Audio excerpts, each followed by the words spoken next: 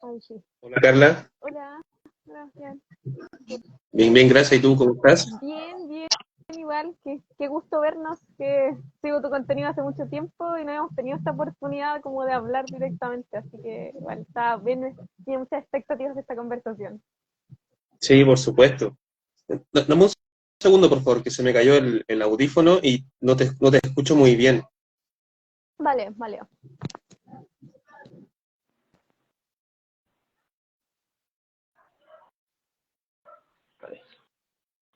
¿Me escuchas ahora? Sí, sí, te escucho perfecto. Bien.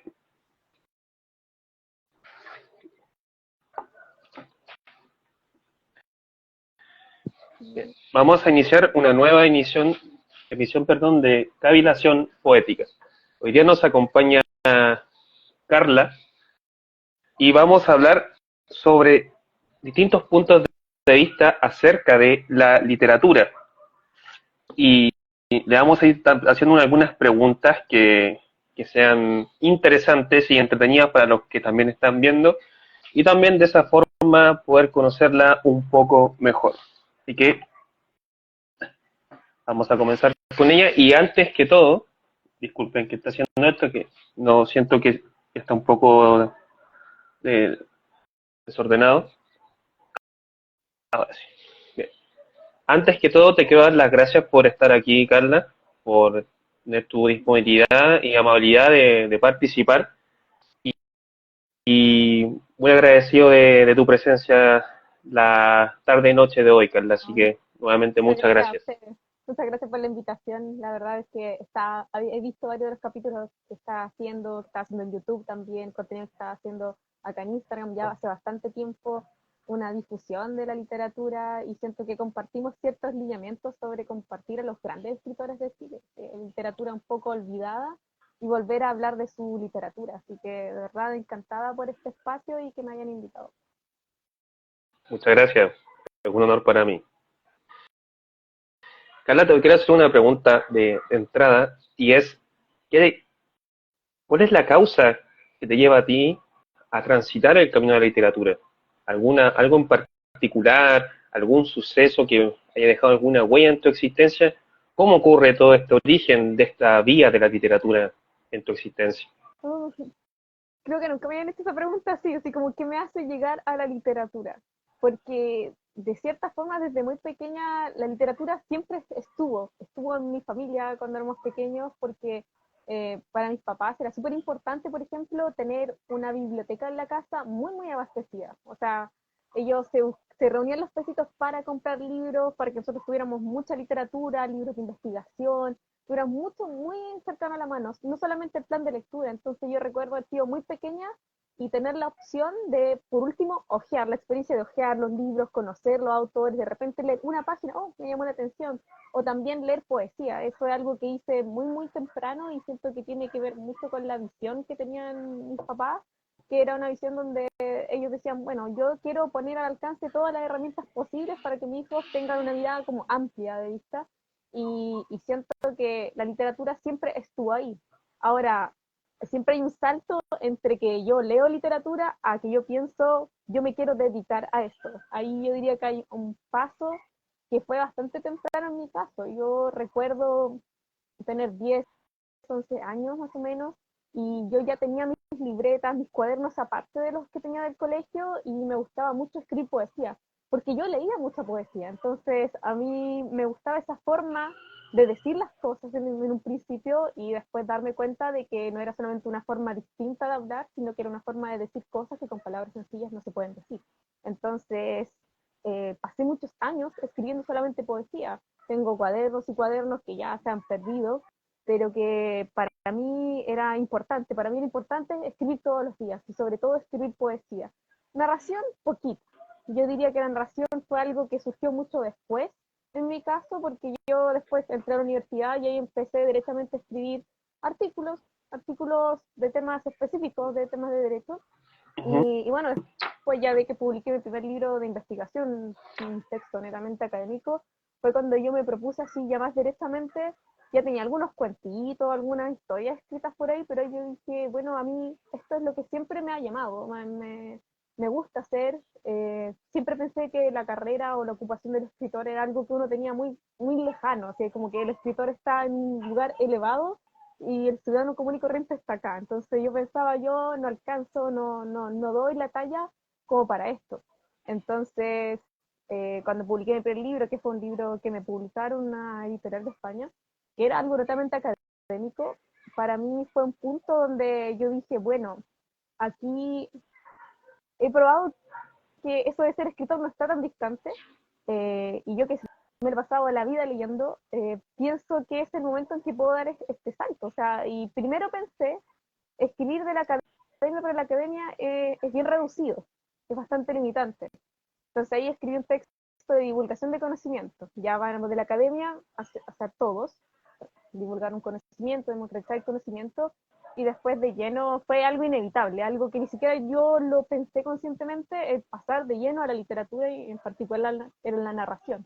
Y actualmente he escrito diferentes tipos de formatos, novelas, leyendas, crónicas, cuentos, relatos, creo que he hecho de todo, y pretendo seguir indagando en diferentes géneros. Diría que fue casi sin darme cuenta pasar desde el ensayo altamente académico a entrar de lleno en la literatura, porque obviamente en la literatura tenemos mayores libertades y tenemos a la mano otras herramientas para comunicarnos que son mucho más poderosas, considero, para usar este canal comunicativo de las palabras.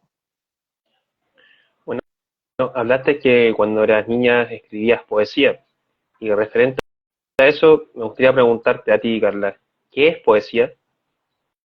Me encanta esa pregunta, me gusta porque siento que es una pregunta que muchos poetas han tratado de responder a lo largo de la historia. Yo creo que cada poeta tiene su respuesta, una respuesta muy acabada.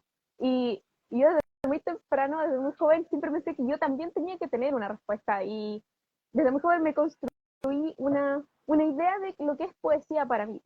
Y aquí viene esta idea de que para entender la poesía, primero, el presupuesto básico, desde mi punto de vista, es que la poesía es aquel lenguaje que usamos, es la función poética del lenguaje que usamos para decir cosas que en palabras sencillas no podríamos decir. Porque en principio nosotros no pensamos a través de las palabras, y las palabras por sí son una traducción y la traducción per se es imperfecta. Entonces, ¿cómo podremos comunicar realmente lo que tenemos aquí, las emociones, los pensamientos, las ideas? Entonces aquí aparece la poesía como una respuesta para lograr comunicar aquello que con palabras sencillas no se puede decir. La poesía se vale de la atención del lenguaje, el uso de múltiples recursos literarios y formas complejas y estructuras que logran decir cosas que con palabras sencillas sería imposible comunicar de otra forma. Entonces ahí siento que la poesía es algo súper importante como canal comunicativo y que muchas veces es dejado de lado.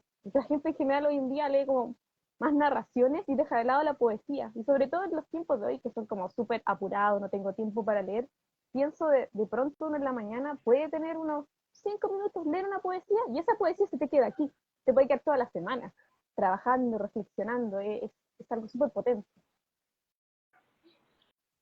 Por ejemplo, si nos remontamos a la historia de la poesía, partiendo por los griegos, ¿cierto? La poesía épica, y después cuando comenzó la dramaturgia, y lo último ya que la poesía lírica, que es la que en la actualidad más se lee, ¿cierto? Para ti, la poesía tiene que ser solamente un componente, tiene que tener un componente estético, o tiene que tener otro tipo de sustancia. Puede ser una comunicación sobre algún hecho más quizá sutil, o puede ser cualquier cosa. Porque en la actualidad, la poesía puede ser cualquier cosa, ¿no? Desde contar una historia, ¿cierto? Pero Sí, si lo tratamos de llevar por ejemplo, voy a citar un poquito a Hegel, que en su ensayo Poética Hegel decía que la poesía toma elementos desde la parte más interna del ser. Él hablaba desde esas esferas interiores que incluso son intransitables dentro de la cotidianidad. Tú, ¿cómo, o para ti, cómo es el tema de la poesía? ¿Es algo netamente estético, o tiene algún componente mucho más relevante que eso? no, la poesía definitivamente desde mi punto de vista, y creo que hay muchos académicos poetas que pueden hablar de esto también, porque la poesía está mucho más, más allá de la presencia o no presencia de elementos estéticos. Siento que está algo un poco superado y por lo mismo que te decía, pues como yo entiendo la poesía, estamos hablando de que es una forma de comunicación a través de la cual podemos decir cosas complejas, cosas que con palabras sencillas no se pueden decir. Entonces, necesariamente pienso que detrás de la poesía tiene que haber mucha sustancia, pero mucha profundidad y complejidad, y siempre la hay. Cuando uno ve una buena poesía, uno ve esa complejidad, ve las diferentes pluralidades de interpretaciones que pueden haber, ve que hay un universo detrás de esto. De hecho, recuerdo una frase que se dijo Bolaño en algún momento que decía que la mejor novela era un poema. Era un poema, porque con un poema puedes decir mucho más de lo que puedes decir con un lenguaje sencillo. Y de hecho también esto es algo que me ha llevado a pensar que en realidad una buena narración siempre tiene presencia de elementos poéticos, porque si al final no estás tensionando el lenguaje, no estás haciendo uso de recursos estilísticos, no estás llevando un poco más allá el mensaje de lo que estás transmitiendo, lo que estás escribiendo probablemente sea solamente una minuta, como una lista del supermercado, una enumeración o puntuación de hechos. En cambio, la poesía te lleva a decir otro tipo de cosas, otro tipo de elementos, tiene una capacidad de transmitir ideas y emociones, desarrollar argumentos mucho más complejos. Claro, hay poetas que hoy en día yo he escuchado mucho que ellos señalan que la poesía puede hablar de todo, tiene mucho que ver con esto que tú decías, que poesía puede ser cualquier cosa. Eh, Hay quienes sostienen esta postura, pero yo me quedaría en este nicho. Para mí la poesía siempre tiene sustancia, tiene profundidad, tiene complejidad, y siento que es un canal valioso de comunicación y también de conocimiento. Al menos eso es lo que yo pienso cuando leo poesía, ¿no? Está más allá de lo estético. Claro, ¿no? Estético en un concepto superficial y no como propuesta estética dentro de la literatura, pero es más allá que algo superficial, es más que la métrica, es más que la rima, es más que la sintaxis, es mucho más que eso. ¿Qué es ser poeta, Carla? Oh, esta pregunta, esa es una pregunta difícil. Es que recuerdo un poco de los orígenes como de la poesía. Poe, creo que era del latín, y que hablaba de que el poeta es como un creador, alguien que está creando, innovando algo nuevo. Y tiene mucho que ver, pues, o sea, si estás mencionando el lenguaje, quizás estoy usando una palabra común y corriente, estoy usando la palabra mesa, pero ya con la palabra mesa no estoy enseñando la mesa, estoy hablando de algo más. Entonces ahí viene una creación que es única en cada poesía, en cada verso. Me quedo con esa idea. Yo creo que el poeta es definitivamente un creador.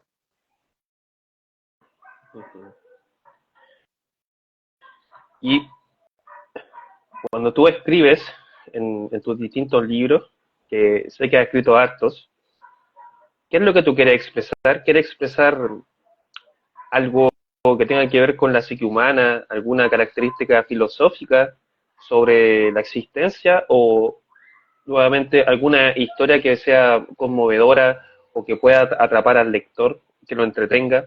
¿Qué buscas tú cuando alguien lee tus libros? Yo me quedaría en la primera propuesta que señala. Si bien la entretención es algo válido en la literatura, es algo que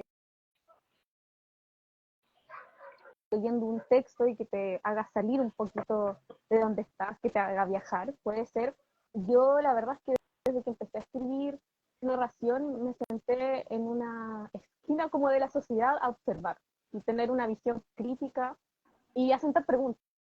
Siento que esa es mi literatura. Mi literatura sienta preguntas, cuestionamientos, es una literatura reflexiva. A través de mis novelas trato de hablar, las novelas que vienen también, o La Máscara del Mal, desde los márgenes de la sociedad. Siempre busco una visión crítica, un cuestionamiento que la persona que lo lee no solamente se lleva una historia, sino que a través de esa historia se lleva un cuestionamiento sobre diferentes ideas preconcebidas y que se las lleva a cuestionarse. Siento que el poder escribir, publicar libros es un canal de comunicación súper importante y que uno no puede dejar solamente entregado al entretenimiento. Sin perjuicio que el entretenimiento en sí no está mal, pero yo siempre trato que, con todos mis libros, de comunicar algo en particular, un cuestionamiento, una duda, algo.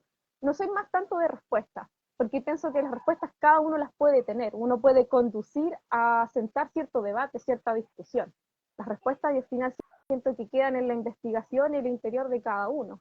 pero al menos sentar un debate sobre ciertos aspectos de la vida, de la sociedad sobre todo, es lo que he tratado de hacer con mi literatura al menos. Y bueno, en mi divulgación de conocimiento siempre está la idea de democratizar el conocimiento, acercarlo, aproximarlo. ¿Cuál es tu rutina de lectura y escritura en tu día a día? ¿Tienes alguna en específico o es algo que tú haces de forma espontánea? Por ejemplo, decides un horario en la mañana, en la tarde, en la noche. ¿Cómo es tu rutina en base a la lectura y escritura? Mira, ahí yo diría que divido mi tiempo entre tres ocupaciones que tengo actualmente.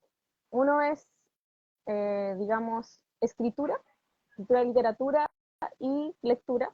Otra parte es mi trabajo de edición, que ya hace 3 años estoy trabajando directamente como editora independiente y estoy con mucho trabajo, así que yo casi todos los días estoy, yo diría las primeras horas de la mañana hasta mediodía, 3 de la tarde, trabajando en edición. Eh, Después de editar siempre me gusta tener algún momento en el que yo pueda leer. Eh, Siempre destino un par de horitas en la tarde a me turno, ¿no? Porque todas las cosas no caen en un día, me turno. Algunos días es trabajar en algo de investigación, trabajar en proyectos de escritura latinoamericana olvidada, en el que hay mucho trabajo, en el que dirijo actualmente, o dejo otros días que es para la escritura. Aunque igual, aunque yo tenga un esquema, porque yo tengo planificaciones semanales, mensuales y anuales, eh, cuando llega a veces el momento de inspiración, dejo de lado lo que sea que esté haciendo. Ahí de repente me llegan sus momentos. Soy súper disciplinada para escribir y llevar a cabo todas mis tareas, pero de repente llega el momento de inspiración y siento que uno no puede renunciar a ese momento, sino que yo a veces me tomo 1 o 2 horas, estoy trabajando en edición, estoy trabajando en investigación, estoy haciendo algo para redes sociales también o en la escuela de escritores y yo digo, no, si tengo un momento de inspiración, yo voy a seguir escribiendo la novela que estoy escribiendo, voy a seguir escribiendo el cuento que estoy escribiendo o trabajando en el proyecto que estoy. Así que ahí yo diría que mi única disrupción dentro de mi cronograma de trabajo son los momentos de inspiración.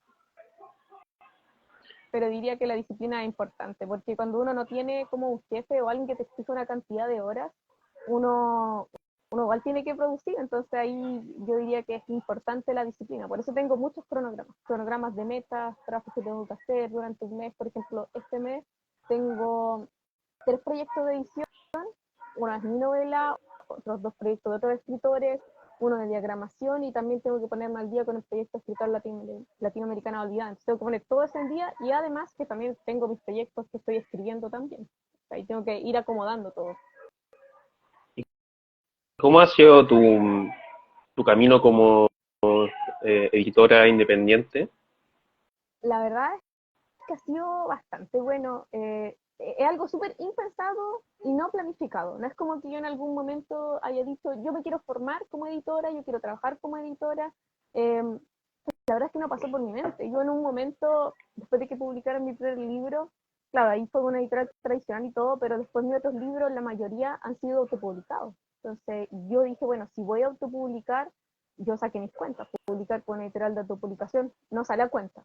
La mayoría de las veces no sale a cuenta. Eh, entonces yo dije, yo tengo que aprender a editar. Es lo primero. Tomé todos los cursos en línea, tomé un diplomado en redacción y escritura, tomé todos los cursos posibles, empecé a tomar experiencia y empecé a editar mis propios textos. Y bueno, después tomé algunos cursos de diseño, entonces yo también sé diagramar libros, sé diseñar portadas y todo eso. Pero lo hice todo ese aprendizaje pensando en autopublicarme.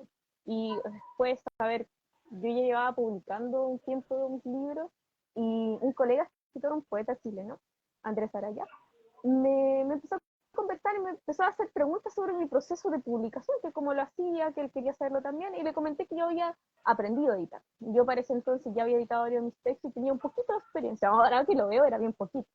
Eh, y él me comenta que él quiere que yo le edite sus textos eh, y que me iba a pagar. Y yo ahí fue la primera vez que dije, pero ¿cómo es esto? O sea, ¿me vas a pagar por editar? Estaría haciendo el trabajo de un editor. Y yo consideraba que quizás no tenía, no sé, que estudiar los editores para ser editores, lo que sea que hagan, no lo tenía. Tenía un poco de experiencia, había tomado todos estos cursos, tenía un diplomado de redacción y escritura, que eso igual me da un poquito más de idea de lo que había que hacer. Y ahí tuve la primera oportunidad tuve un par de reuniones, editamos su primer poemario que se llama Versant, un poemario maravilloso. Les cuento desde ya que él es un amante de Pablo de Roca y en su literatura se nota un muy buen desarrollo en su poesía. Y la verdad es que de ahí para adelante nunca paré de editar, porque hay otras personas, otros colegas que dieron cuenta que yo había editado su texto y empezaron a llegar en filita, oye, yo también quiero que edites mi texto, y muchos de los escritores a los que les he editado son escritores que al final igual vuelven, les gusta la experiencia porque igual yo siento que eh, trabajar con un editor que también es escritor, resulta que uno termina teniendo más empatía y más consideración con el escritor mismo. Y también lo veo como una colaboración con mis colegas escritores. En general siempre estoy aceptando diferentes propuestas, ayudándolos con sus propuestas de publicación, y a la fecha, eso, en la tarde estuve sacando algunas cuentas. Yo empecé a ver, la primera edición tuvo que haber sido el 2021, más o menos, y a la fecha he editado 60 libros de diferentes autores de diferentes países. Y considero que es un número enorme de cantidad de libros, libros de todo tipo, desde libros de investigación, de divulgación, de literatura, poesía, ensayos, libros de viajes, de todo. Una variedad increíble. Yo hoy en día me siento cómoda con el nombre de editora, no así cuando empecé. Ahora con la experiencia ya me siento un poquito más consumada de esto, y la verdad es que ha sido bastante grato y una gran experiencia. O sea, yo todo el tiempo estoy leyendo novedades literarias, me entero antes que todo de estas novedades, estoy leyendo grandes obras, y ahí también me cuestiono un poquito cuando las editoriales les cierran la puerta en la cara a escritores con manuscritos que son súper valiosos, que yo creo que son libros que van a llegar muy lejos, que tienen una calidad literaria, una poesía de repente impecable, un nivel de los escritores con los que he trabajado que yo digo, hay algo que hacer ahí en el mundo del universo de las editoriales, porque le están dejando fuera a textos que realmente son valiosos. Son textos nutritivos, con sustancia, con profundidad, con una construcción. Uno ve la construcción del escritor detrás de esos textos. Pero en resumen, ha sido una muy, muy grata experiencia en mi trabajo en edición. Siempre estoy trabajando, hace 2 años estoy trabajando sí o sí 100% en edición, y también siento que como escritora me ha producido una retroalimentación bastante interesante, porque me produce una perspectiva en cuanto a la redacción, al planteamiento de diferentes textos, ideas, desarrollo de argumentos y todo. ¿Y ese trabajo como editora lo haces sola o tienes algún grupo, digo, para la encuadernación y todo ese y todo lo demás? Pero yo solamente me encargo de, eh, primero, si el escritor necesita una asesoría de publicación, no tengo ningún problema, hacemos una reunión y todo, y de ahí puede salir la posibilidad de que el escritor desee autopublicar, porque a veces el escritor quiere publicar en una editorial tradicional, quiere participar en alguna editorial de autopublicación, que ahí yo le hago recomendaciones. Todo esto lo hago en solitario, y después, si quieren que yo la asesore o la ayude con el proceso de autopublicación, lo que hago es ofrecerle un presupuesto de trabajo y un plazo, un tipo de trabajo específico según lo que amerite o necesite el texto, de edición, dejar que el texto esté pulido, y segundo, la diagramación del texto, tomar el manuscrito y convertirlo en definitivo en un libro.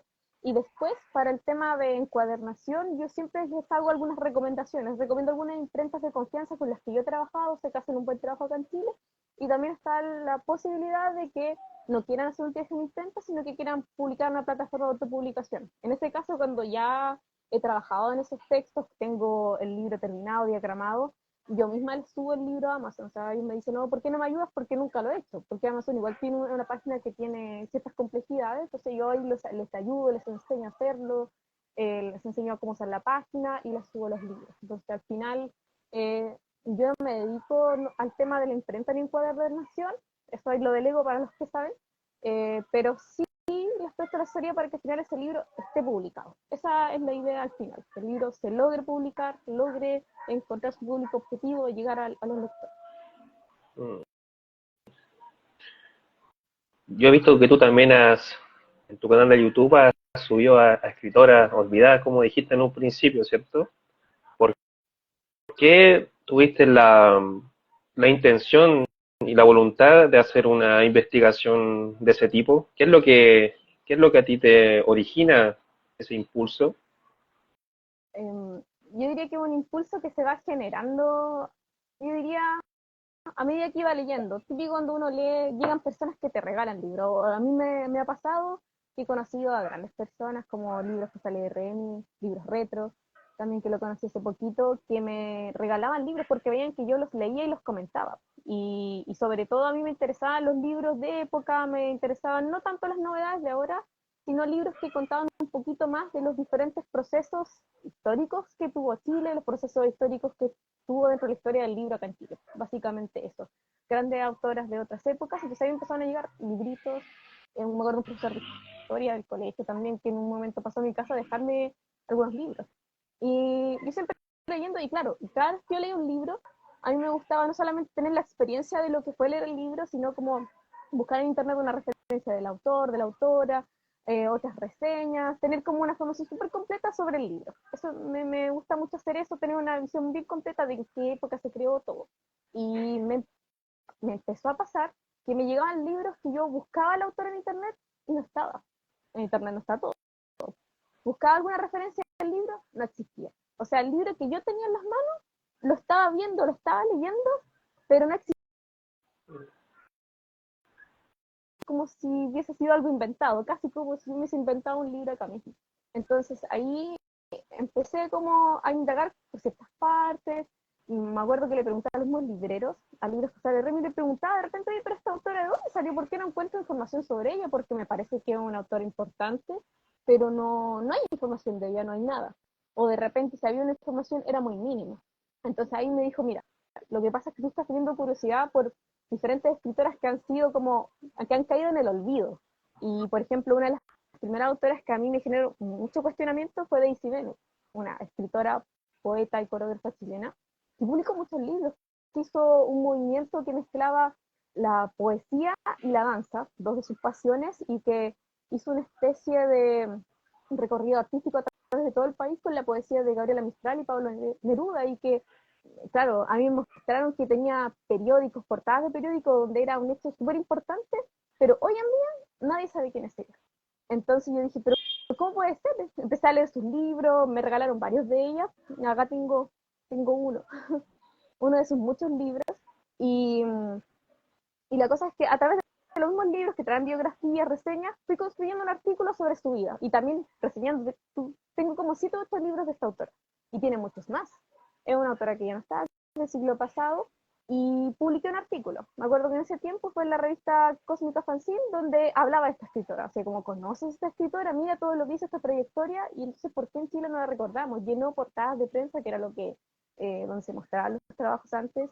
Hizo cosas súper importantes, una labor en la gestión cultural, un trabajo y una trayectoria como escritora y poeta, y ha sido olvidada. Ha caído en un profundo olvido. Después me pasó con otro texto. Eh, este, Ojivas de Magdalena Vial Escala. Busqué en internet y lo mismo. No había información sobre ella. Y tuve que investigar mucho. Me di cuenta que ella había publicado con un club de escritores que se usaba mucho en las décadas pasadas, antes de la dictadura. Estos clubes de escritores donde los escritores colaboraban entre sí, se editaban, se diseñaban y publicaban sus libros, se colaboraban entre todos los procesos, se difundían los libros y todo. Entonces a través de este club se llamaba Fuego de Letras, perdón, ese es mi concurso, sí, eh, Poesía de Fuego, algo así se llama. Estuve buscando más información, relación de entrevistas con otros escritores de la época, y ahí pude obtener algunos datos de su vida y publiqué un artículo en la revista Petroglifos, una revista de Venezuela. Entonces ahí el equipo, a la semana de publicar este artículo, que mucha gente me empezó a preguntar cómo nunca escuché a esta autora y es tan importante. O sea, ella escribió, por ejemplo, una novela, una crónica literaria para ser más exacta, sobre el Winnipeg, este viaje, este barco que arrendó Pablo Neruda para traer a artistas españoles y salvarlo de la Guerra Civil Española. Ella documentó todo, o sea, lo hizo mucho antes de que lo hiciera Isabel Allende, que lo hizo mucho, mucho después. Y nadie lo recuerda, o sea, hizo cosas súper importantes, documentó, generó una información importante, una constatación histórica, y con una poesía súper importante. Yo leí este poemario que te mostraba, Estiva, y a mí me llamó mucho la atención. Yo dije, al nivel de escritura que hay aquí hay una escritora importante. Entonces, eh, con el artículo tuvo una recepción interesante, que mucha gente me preguntaba, ¿cómo puede ser posible que dos autores que hemos visto súper importantes, que hicieron cosas eh, que tuvieron una relevancia a nivel país, un impacto internacional, incluso con reconocimiento, sean escritoras que prácticamente hoy no existen. Entonces ahí me puse a conversar con el equipo de la revista Petroglifos y ellos me propusieron, así como de ellos la idea, yo pretendía seguir como en solitario trabajando con esto, con este proyecto y como descubriendo escritoras, eso es lo que pensaba.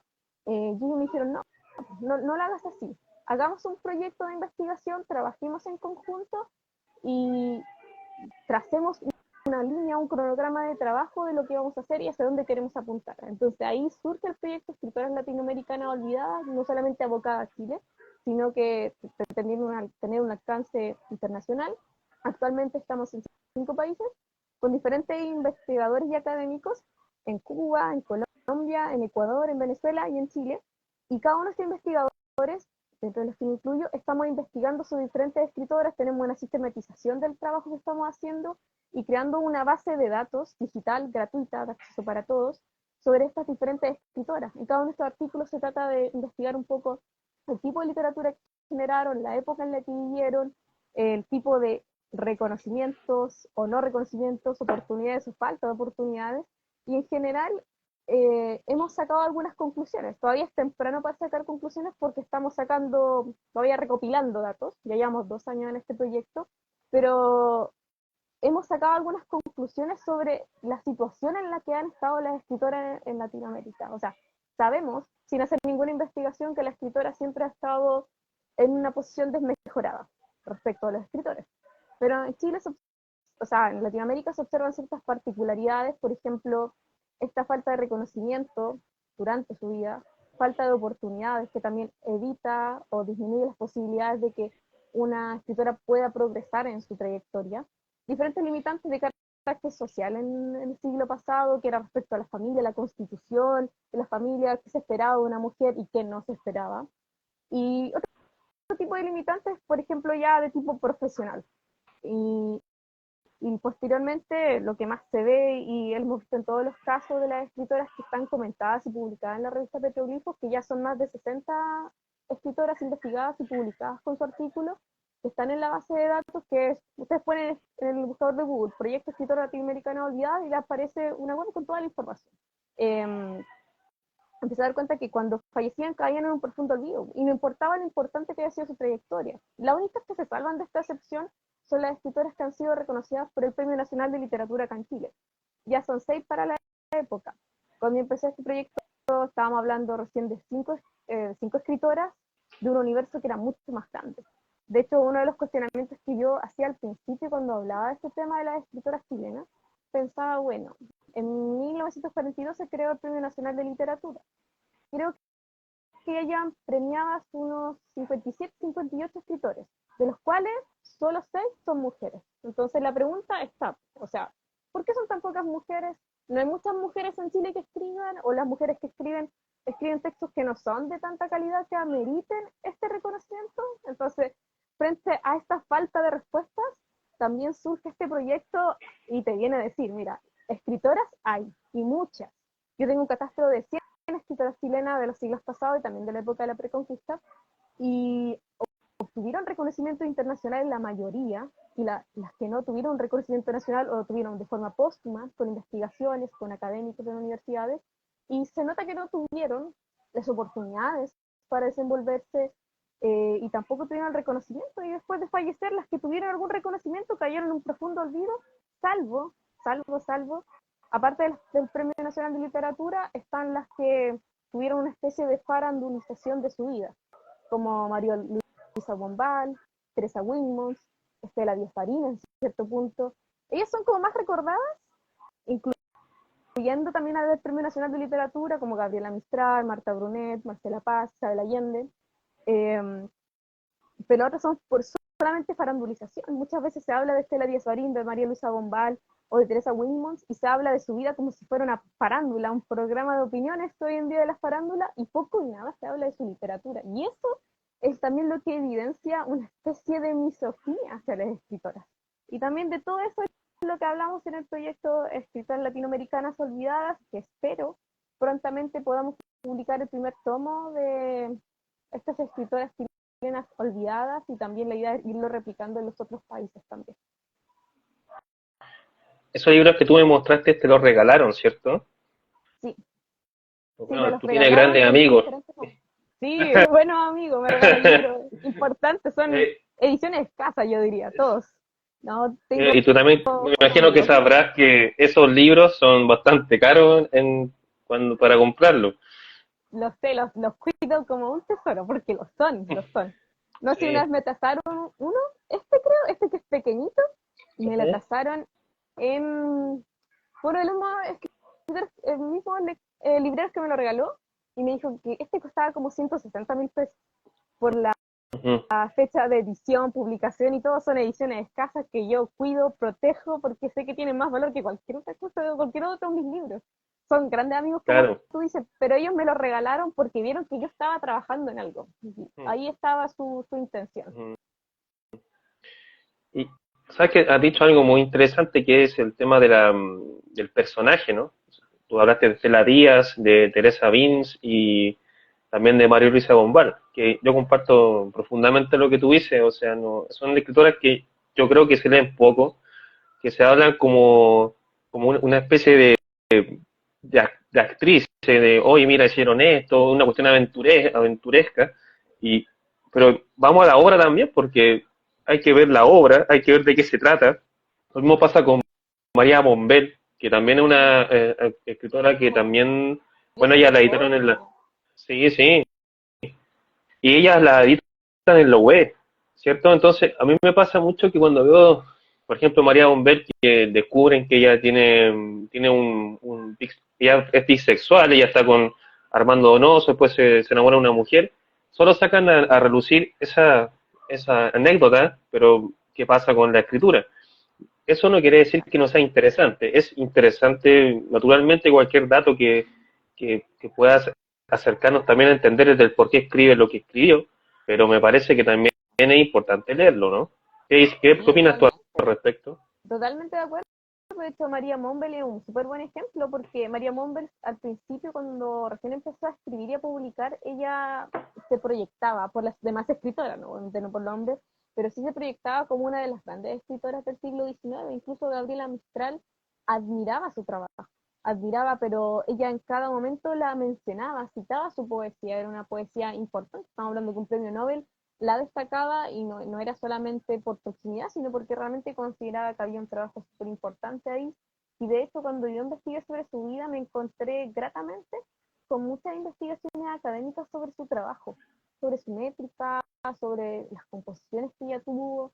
Lamentablemente, como murió joven, no pudo dejar muchos libros, pero sí fue un trabajo de sustancia, un trabajo muy bueno, muy detallado, y ahí vemos un ejemplo de una escritora que igual ha caído en un profundo olvido y cuando se recuerda un poco por aspectos de su vida que, claro, en la época podían resultar escandalosos, pero hoy en día se supone que no.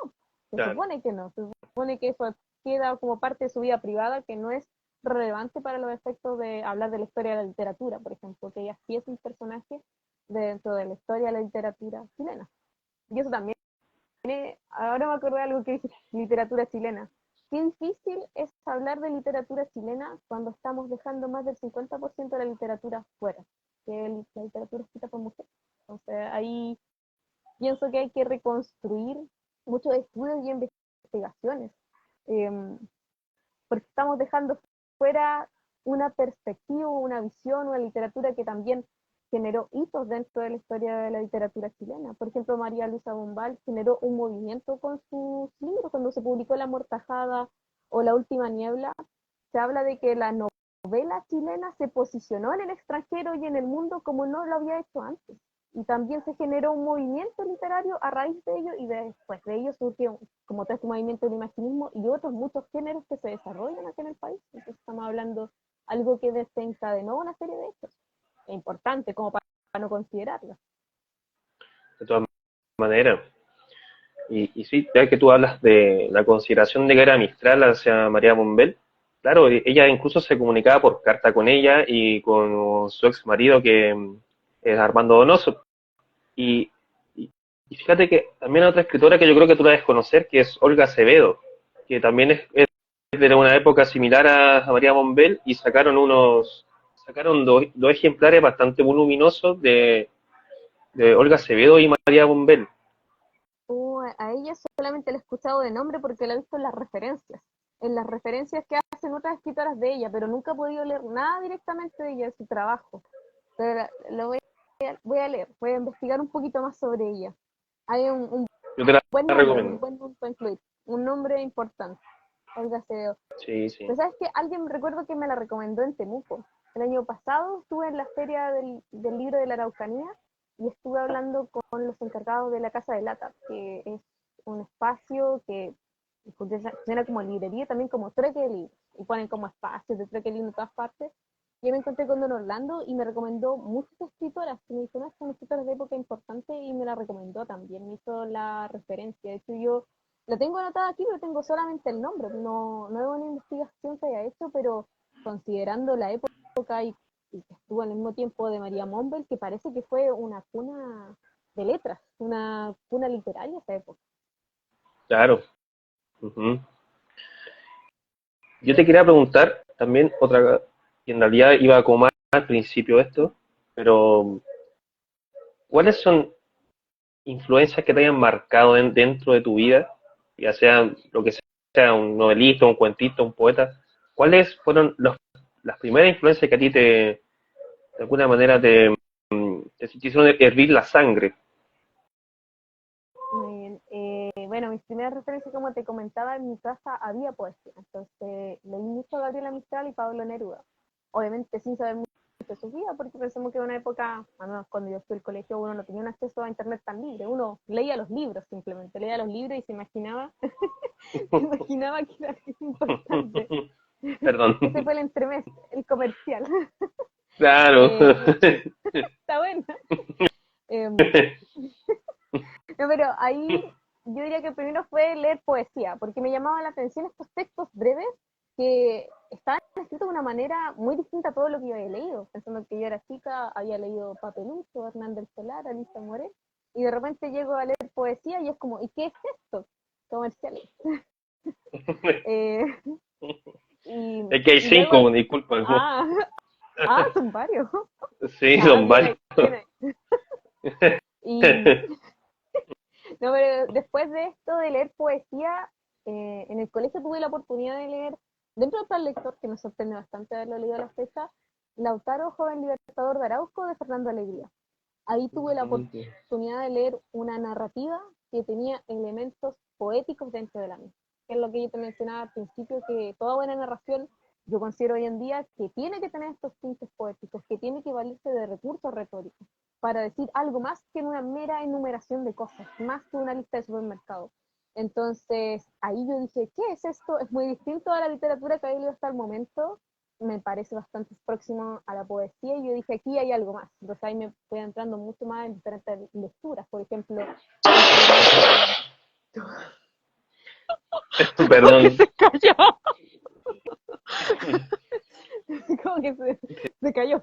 Sí, no, botaron algo por ahí. Ah, llegué después a leer Dostoyevsky, leí Las Noches Blancas, después leí Crimen y Castigo, esto es cuando yo tenía ya 14 años. Después me acuerdo como determinados textos que a mí por lo menos me marcaron, que me hicieron así como un ruido. Esto es distinto a lo que había leído hasta la fecha. Aquí hay algo distinto y me empecé a dar cuenta que para mí la literatura era un tipo de librito de ficción y de repente se abría como el camino, había un universo. Después me acuerdo que en su momento leí Historias de Sombras de Isabel Allende, así como mucha variedad, literatura muy distinta.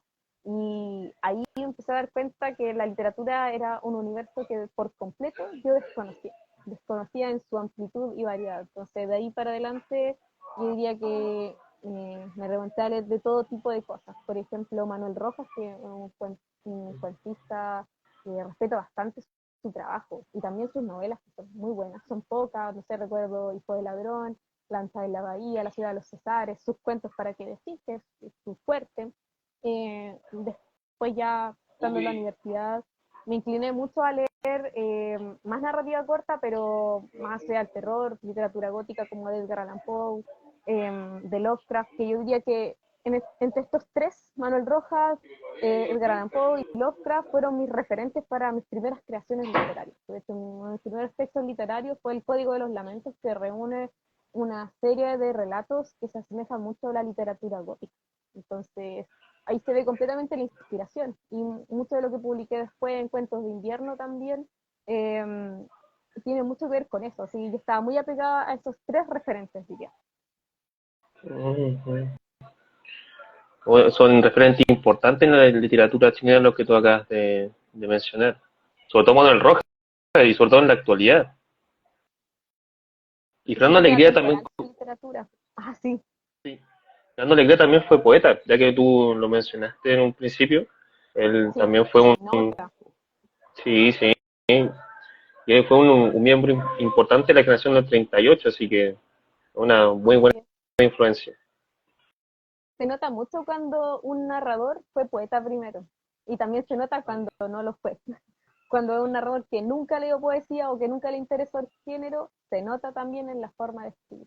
En general diría que de mis escritores novelistas favoritos, todos han sido poetas primero.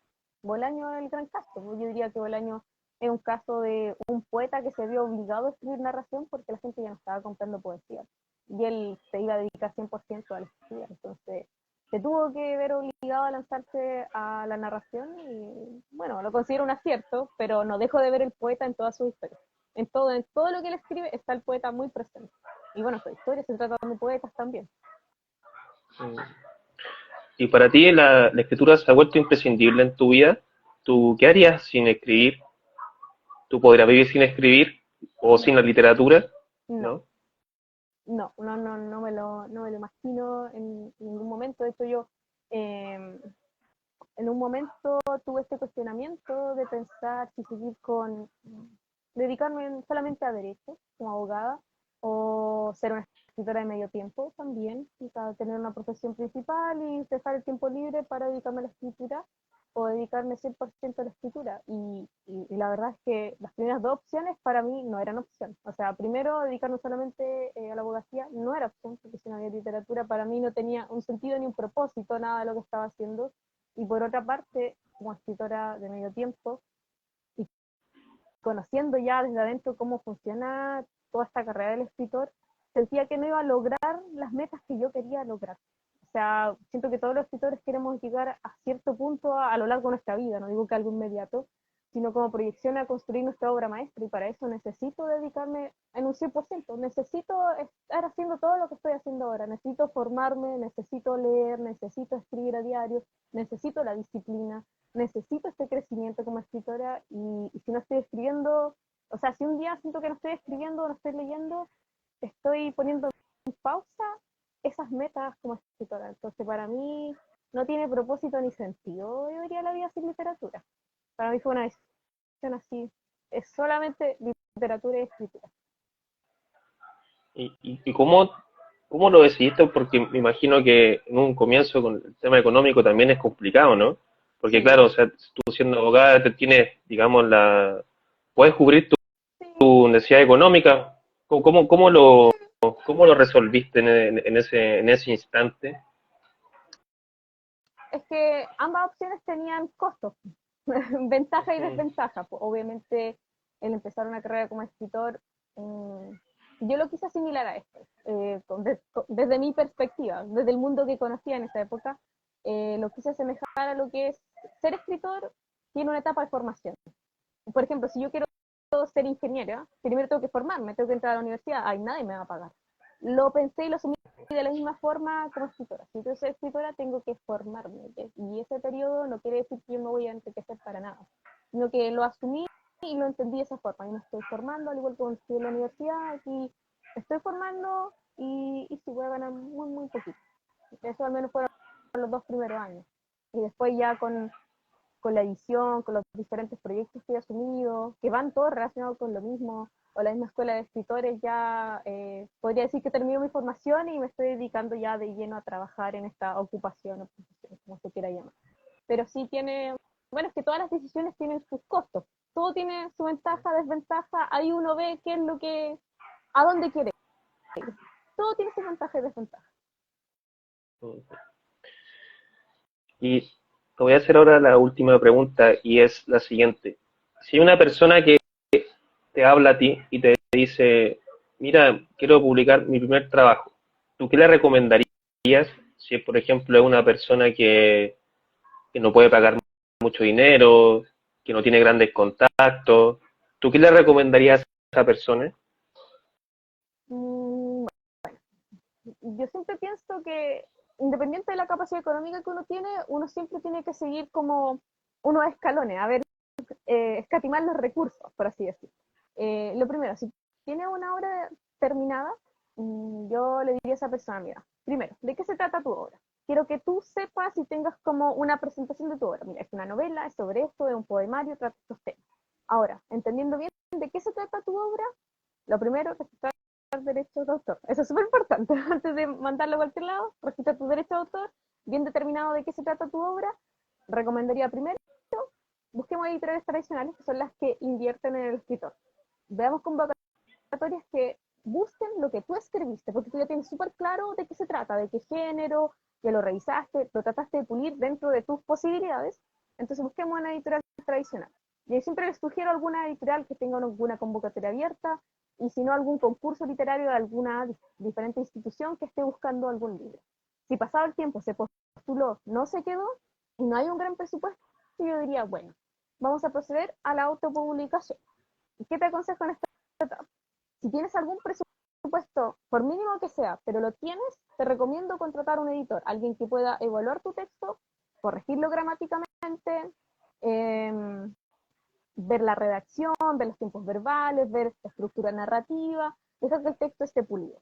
Siempre hay algún narrador que puede, o sea, un editor que puede hacer este trabajo, quizás por el presupuesto, y también si tú te acercas a un editor y de repente dices, mira, yo tengo esta cantidad de dinero, pero de verdad quiero publicar este libro.